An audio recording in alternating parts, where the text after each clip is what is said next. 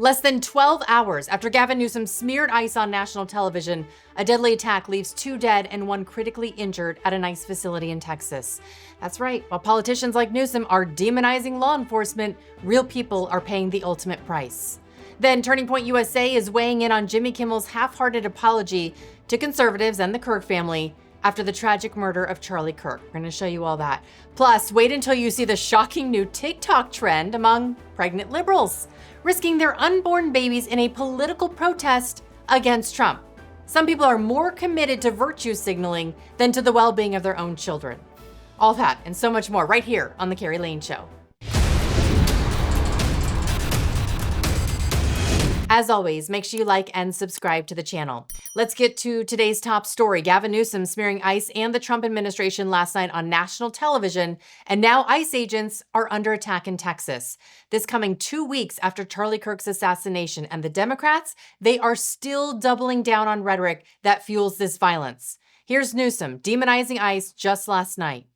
That's happening in the United States of America. Masked men jumping out of unmarked cars, people disappearing, no due process, no oversight, zero accountability, happening in the United States of America today. People ask, well, is authoritarianism, you're being hyperbolic? Bull, we're being hyperbolic. If you're a black and brown community, it's here. Newsom calls Trump's administration authoritarian. Let's be real. His party is the one that skipped the primaries and handpicked Kamala Harris without a single vote. They tried to kick Trump off the ballot until the Supreme Court stopped them. That's not democracy. That's authoritarianism with a blue sticker on it. Then Newsom bragged about signing a bill banning ICE from wearing masks, even though he has zero authority over federal agents. Pure political theater. And the media? They're not going to challenge him on it because it would blow their whole narrative. I'm deeply proud that I had the privilege of signing the nation's first bill to address the issue of masking. Also to require, you have simple identification, to your point. I mean, if some guy jumped out of an unmarked car in a van with a mask on, tried to grab me, I mean, by definition, you're going to push back. And so these are not just authoritarian tendencies. These are authoritarian actions by an authoritarian government. You saw what Stephen Miller said last week. This should put chills up fine. Called the Democratic Party an extremist organization, basically a terrorist organization, saying he's going after his enemies. You saw the tweet that Donald Trump sent out, Truth Social, basically telling Pam Bondi, I want these 3 people taken out. First off, nobody on the right is using that language to take people out. That's coming from you only, Gavin, so nice try. And he also calls his opponents authoritarians while melting down when his own party is called extremists. Make that make sense. As for the bill that he was referencing, he named it the No Secret Police Act, invoking Nazi Germany. This is outrageous because it was his party who set the bar with Biden's DOJ timed indictments like campaign ads. It was his party who pushed bogus smears like they did with Kavanaugh. And let's not forget their habit of leaning on big tech to muzzle their critics. That's the real power grab. And now people are dead because of the lies they fed their base. This morning, a man opened fire on an unmarked van at an ICE facility. This is the same detention center that dealt with a bomb threat just last month. This is the second time I've had to stand in front of you and talk about a shooter at one of my facilities. And I think that the takeaway from all of this is that the rhetoric has to stop. There are people out there who are seeing what is being placed online, and they're coming and they're doing acts of violence against ICE employees. So that's kind of all I have for today, is that it's just got to stop. It's dangerous, and people are losing their lives. Thankfully, no officers were hit, but 3 detainees inside the van were shot, 2 killed, and 1 fighting for their life. These are human beings. Violence is never okay. So our thoughts and prayers are with their families. J.D. Vance demonstrated true leadership this morning. Watch this. And while we're all mourning and rooting for and praying for everybody who was injured at that ICE facility, and as far as we know, it looks like some of the detainees, in other words, some of the potential illegal aliens, were some of those who were affected. Look, just because we don't support illegal aliens, we don't want them to be executed by violent assassins engaged in political violence either. So we're praying both for our ICE agents, but also for everybody who's affected by this terrible attack. Once again, the right is having to rise above the hate. And while this shooter didn't get the outcome he wanted, this is what happens when you open fire on a van you think is full of ICE agents. How do we know that's what he thought?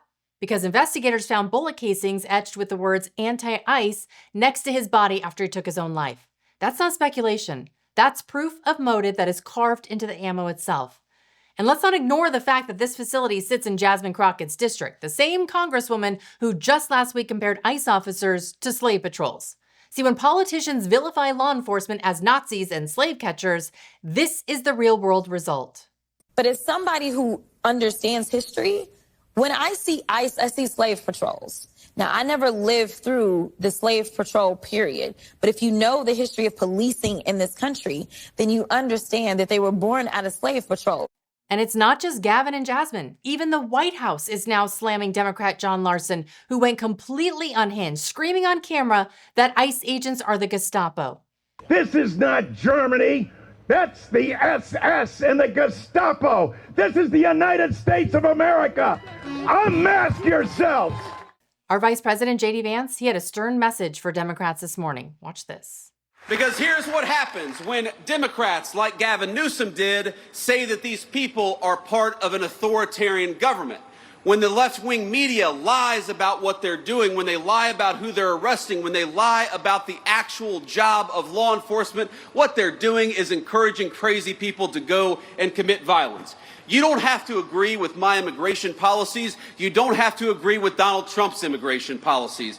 But if your political rhetoric encourages violence against our law enforcement, you can go straight to hell and you have no place in the political conversation of the United States of America. I don't know what the left expects these crazy leftist lunatics to think when all they hear is that ICE are Nazis and Republicans are actual authoritarian monsters. They think they're not committing murder. They think they're fighting evil. That's how dangerous this rhetoric has become. To every politician who is using rhetoric, demonizing ICE and demonizing CBP, stop. To every politician demanding that ICE agents be doxxed and calling for people to go after their families, stop. This has very real consequences. Look, in America, we disagree. That's fine. That's the democratic process. But your political opponents are not Nazis.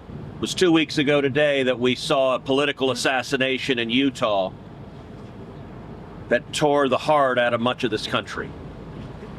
This is the third shooting in Texas directed at ICE or CBP. This must stop. It has to stop. It has to, but it won't. As long as media outlets like MSNBC are bending over backwards to twist the truth and blame right-wing tactics, even when a leftist shooter literally carves anti-ICE into his bullets. Watch them suggest it's right-wingers and white supremacists who are inspiring leftists to write their motives on bullet casings. Take a look. The writing, the first time we really saw that was Brenton Tarrant in the Christchurch shooting in a mosque in New Zealand, and he was a fierce, white supremacist and neo-Nazi, and wrote all over his weapon and his rounds very hateful information. So to see this coming from potentially the other side of the political spectrum is a little strange, because it is not something, if you are trying to, carry out some kind of message countering, more extreme right-wing stuff, I don't know why you would, use a tactic that a famous white supremacist who has been revered and copycatted over the years by other white supremacists, why you would do that. This is how sick and twisted the left has become. I mean, they can't even bring themselves to say the obvious, which is this was political violence inspired by their side's rhetoric. Instead, they don't hold the criminals accountable. They make excuses. And it didn't end there. Hillary Clinton, she went on MSNBC this morning also saying, we need to stop demonizing each other. And then in the next breath, she demonizes the right. Watch. We have got to stop demonizing each other. Exactly. Yeah. Now, I think most of that right now in our country's history is coming, from the right, coming from people who want to dominate. They want their point of view.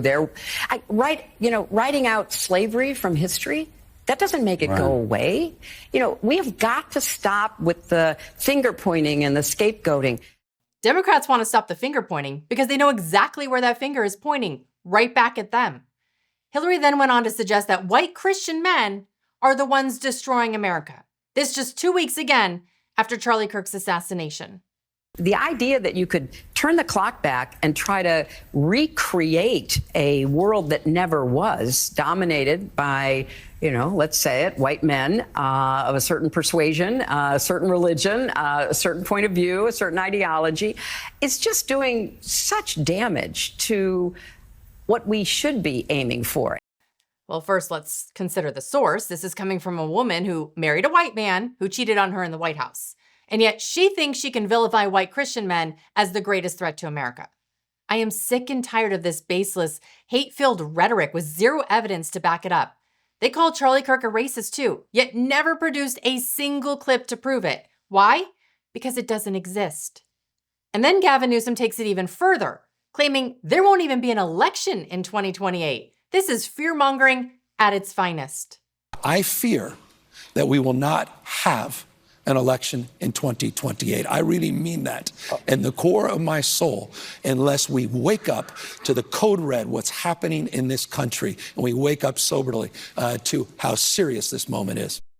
Again, we weren't the party who tried to kick RFK Jr. off the ballot and then fought to keep him on once it was clear he couldn't win and was backing Trump. We aren't the party blocking voter ID laws, blacking out windows where votes are being counted, or pushing for illegals to vote.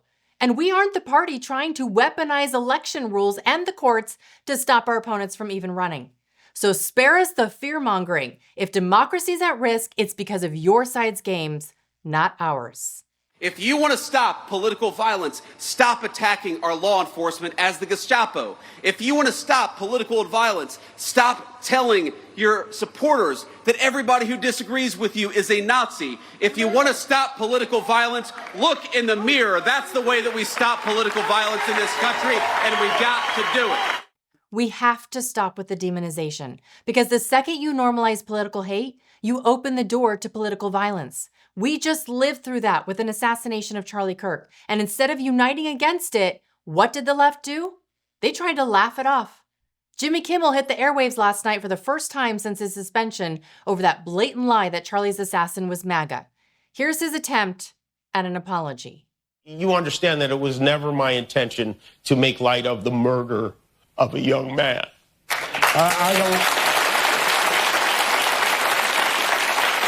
I don't think there's anything funny about it. I posted a message on Instagram on the day he was killed, sending love to his family and asking for compassion, and I meant it, and I still do. Nor was it my intention to blame any specific group for the actions of what it was obviously a deeply disturbed individual.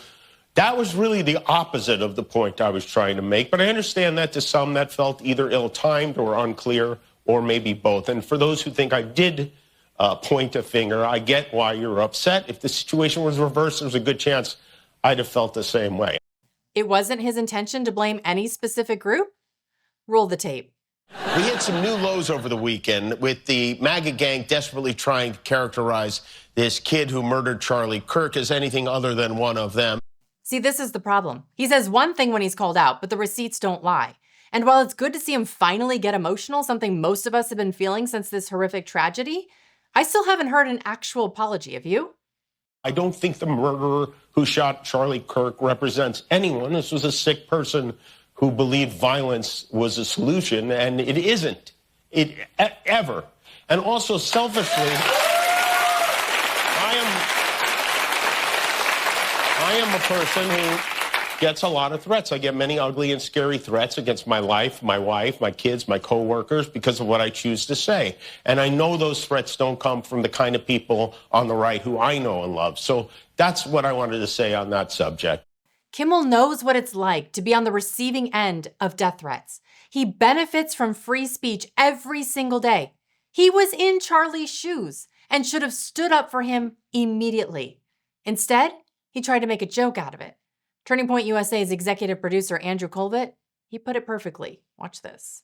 He was defiant. He parsed his words. He tried to thread a needle and play both sides. And that's not how we get healing in this country. He needs to say, this is not okay. I won't do it again. And for anybody else out there thinking about doing violence, political violence, stop. It's not okay. Of course, Charlie's closest family and friends don't feel this was enough, because it wasn't.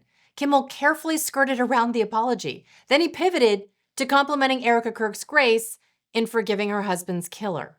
Over the weekend, a very beautiful moment. I don't know if you saw this. On Sunday, Erica Kirk forgave the man who shot her husband. She forgave him. That is an example we should follow. If you believe in the teachings of Jesus, as I do, there it was. That's it. A selfless act of grace, forgiveness from a grieving widow. It touched me deeply, and I hope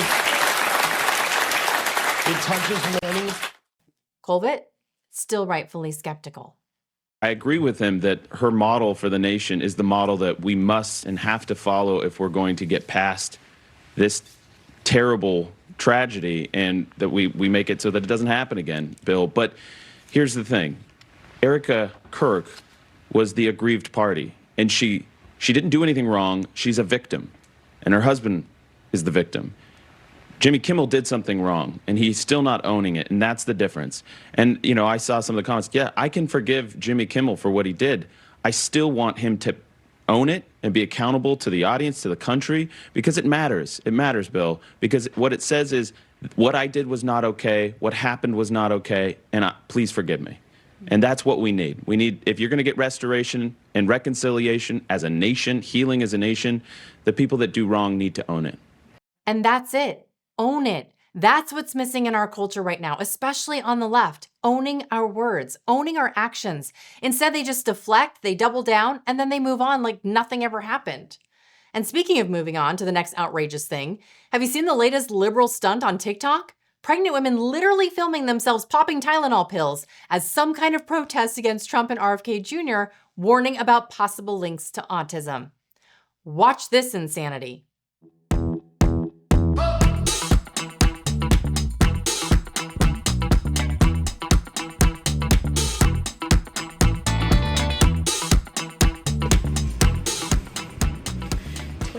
Pregnant. You know what I'm gonna take? Some Tylenol, acetaminophen. It's gonna work like a charm, and my baby won't have autism.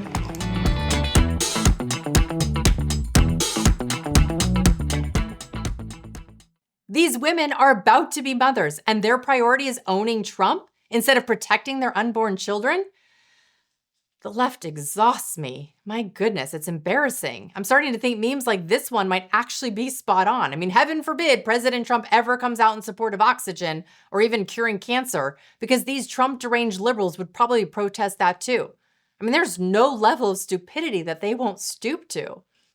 Oh my goodness. All right, before we wrap up, I want to take a moment to thank all of you, our loyal viewers and members of this show, to everyone who has contributed a super thanks, shared the show, or just taken the time to watch and engage. We see you, we appreciate you, and we could not do this without your support.